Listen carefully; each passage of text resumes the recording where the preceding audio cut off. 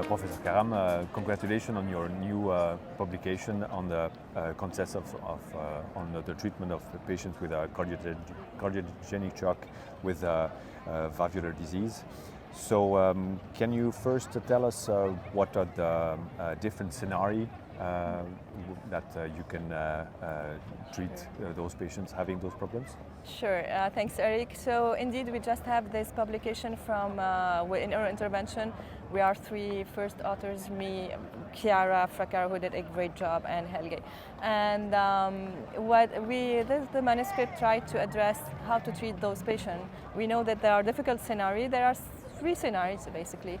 There are some cases where it's the end stage of the disease. The disease was neglected, the valvular disease got to a point where the patient is doing bad and he will end up in cardiogenic shock. There's another situation where we have a trigger that happened in the natural course of the disease. The patient, sometimes you have a severe aortic stenosis that you are managing conservatively, and one day they have an infection or an arrhythmia and they end up in shock.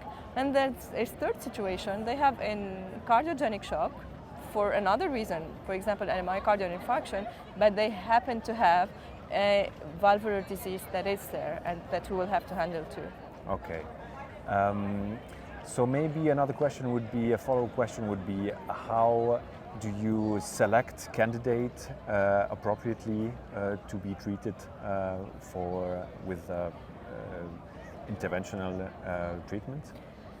Yeah, indeed, there are some cases where we will need to have an interventional treatment. We know that medical treatment is very difficult in those patients. For example, again, aortic stenosis, you give some inotropes, you will have an increase in the gradient, and sometimes the treatment per se is putting the patient in a more difficult situation. So indeed, we might need to go to intervention. Surgery could be an option, but we know that the risk is very high. If we look at their Euro score, regardless of their baseline, their age, they are in a critical situation. This is an emergency procedure, so it will be a very high risk for surgery, and sometimes we need to go for intervention.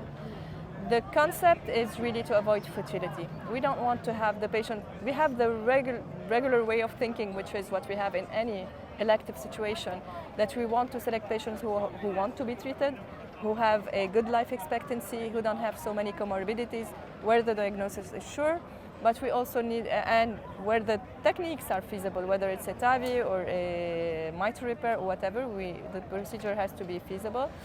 And there's another important key, which is to try to avoid patients where we have waited too long. If we want to go for an intervention, it should be done the earliest the better if we are considering to go for an intervention. If we wait too long and the damage is there, we cross the point of no return and we shouldn't do the procedure. Okay. And maybe a last follow-up question then. You talked about the surgeons.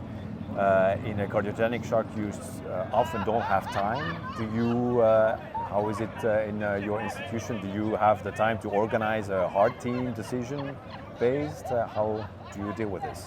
I guess in most heart teams, in a good functioning heart team, we have to have the opportunity to discuss very quickly in those situations. When the patient, of course, we have the heart team meeting that is every Monday in my institution, and where we discuss regular cases, but there should be a possibility to get, and this is what we have, in those kind of cases, we are there very quickly, at least with the intensivist, one surgeon, one interventional cardiologist, one echographist, and in some cases the geriatricians also are on board if we are going for an intervention. Again, the risk is very high in those patients, and we really need to be appropriately selecting the patients. And just one last word, because I didn't mention it, but it's again in the paper, always look for the trigger. If the patient is having an arrhythmia, if he is having an infection, if he is having an acute coronary syndrome, we really have to keep an eye also on the trigger before just shifting immediately to the intervention. Okay. Thank you very much for all the answers. Thank you.